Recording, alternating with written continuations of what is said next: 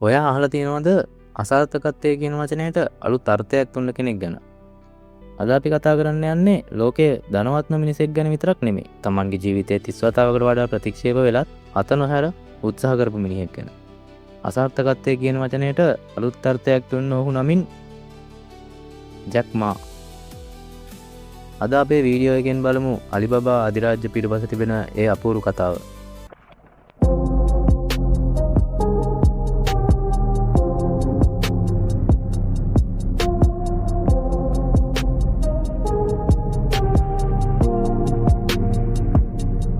Jack මා උපත ලබන්නේ චීනයේ හැන්ෂු වල. ඔහුට පොඩි කාලේ ඉඳන් ඕන වුණා ඉංග්‍රීසි ඉගෙන ගන්න. ඒ වෙනුවෙන් ඔහු දිනපතා කිලෝමීටර් ගණනාවක් බයිසිකලෙන් ගිහින් විදේශිකයින්ට සංචාරක මඟ පෙන්වන්නෙක් විදියට සේවය කළා. හැබැයි ඔහුගේ අධ්‍යාපන ජීවිතය එච්චර ලේසි වුණේ නැහැ. ඔහු ප්‍රාථමික විභාග දෙවතාවක් අසමත් වුණා. විශ්වවිද්‍යාල ප්‍රවේශ විභාගය 3 වතාවක් අසමත් වුණා. ඔබ දන්නවද? ඔහු සුප්‍රසිද්ධ හාවර්ඩ් විශ්වවිද්‍යාලයට 10 වතාවක් අයදුම් කළත් ඒ 10 වතාවෙම ඔහු ප්‍රතික්ෂේප වුණා. රැකියාවක් සොයන කොටත් ඔහුට උනේ ඒ වගේම දෙයක්. KFC ආයතනයේ චීනයට ආපු වෙලාවේ 24 දෙනෙක් ඉන්ටර්විව් ගියා. 23 දෙනෙක් තේරුණා. නොතේරුණු එකම කෙනා ජැක් මා. හැබැයි ඔහු එක තැනකදීවත් නැවතුනේ නැහැ. 1995 දී ඔහු ඇමරිකාවට ගිය වෙලාවක තමයි මුල්ම වතාවට ඉන්ටර්නෙට් පාවිච්චි කරන්නේ. ඔහු මුලින්ම සර්ච් කළේ ඩියර් කියන වචනය. හැබැයි ඔහුට දකින්න තිබුණේ නැහැ චීනයට සම්බන්ධ කිසිම තොරතුරක්.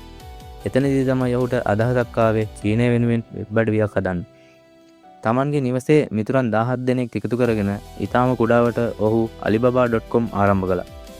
ඒ කාලේ කාටවත් විශ්වාසයක් තිබුණේ නැහැ අන්තර්ජාලය හරහා බඩු විකුණන්න පුළුවන් කියලා. හැමෝම කිව්වේ ජැක් මා කියන්නේ පිස්සෙක් කියලා. හැබැයි ඒ පිස්සා ලෝකෙම හොලන ඊ-කොමර්ස් ජාලය නිර්මාණය කරා. ජැක් මා නිතරම කියන දෙයක් තියෙනවා. අද දවස දුෂ්කරයි. හෙට දවස ඊටත් වඩා දුෂ්කර වෙයි. හැබැයි අනිද්දා දවස හරිම ලස්සන වෙයි. ඔහුගෙන් අපිට ඉගෙන ගන්න පුළුවන් ප්‍රධාන පාඩම් කිහිපයක් තියෙනවා. ප්‍රතික්ෂේප වීම වලට බය වෙන්න එපා. ඒවා ඔබේ ගමනේ පඩිපෙළවල් කරගන්න. කණ්ඩායම් හැංගීම. තනියම දිනනවට වඩා Taman වටා ඉන්න පිරිස විශ්වාස කරලා වැඩ කරන්න. අනාගතය දකින්න. අනිත් අයට නොපෙනෙන අවස්ථාවන් අඳුනා ගන්න උත්සාහ කරන්න. ජැක් මා කියන්නේ සල්ලි තිබුණ නිසා දිනපු කෙනෙක් නෙමෙයි.